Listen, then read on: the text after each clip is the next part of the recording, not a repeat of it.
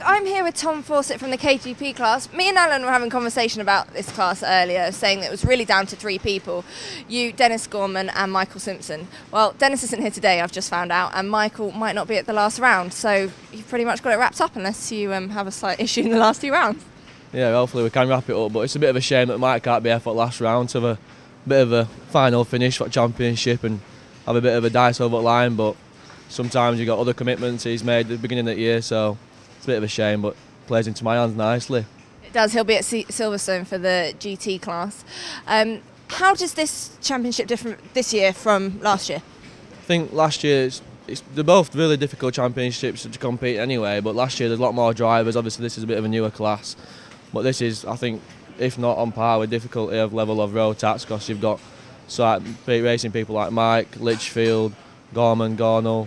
There's a lot of good drivers in there. It makes it more difficult to win as well, but obviously I've had to adjust from a road tax engine to this, and it's been a bit more hard for me. So if you win the championship this year, what are you going to do next year? Don't know yet. It's back-to-back victories. Have to see what happens. Thanks, Tom. Thank you. Well, the KGP race was in fact the last race of the day, but the meeting was abandoned when the race on lap 1 suffered this incident. This is Alan Young and that is Fraser Wallace. That is a huge impact. Fraser trapped under his cart. He would actually get up and walk away from that incident relatively unharmed, but here's the replay. Alan Young braking to miss the cart in front, does a complete, well, it's not a 360, it's 270, backs onto the track. He can't stop himself doing that, and here comes Fraser Wallace flat out. That's a 55-60 mile an hour impact flat out of that part of the track. You can see that looks painful.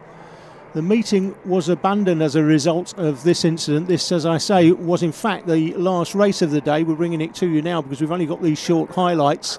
Here's the action on board from the kart in front. That's what it looks like, full speed. It doesn't look much better, to be honest.